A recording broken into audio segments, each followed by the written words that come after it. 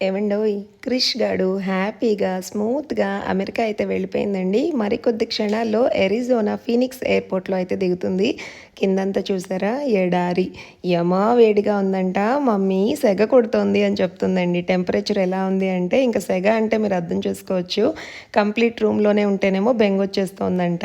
సరే మొత్తానికైతే దిగంగానే ఒక క్యాబ్ మాట్లాడుకుని వాళ్ళ ఫ్రెండ్ ఉన్న అపార్ట్మెంట్‌కి అయితే వెళ్ళిందండి.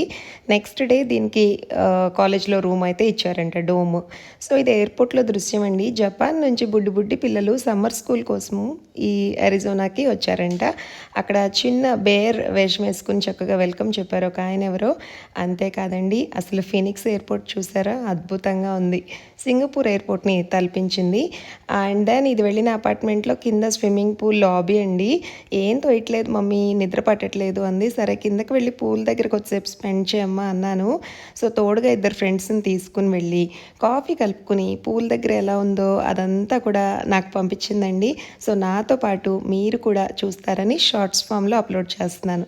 కంటెంట్ నచ్చితే ప్లీజ్ ఫాలో.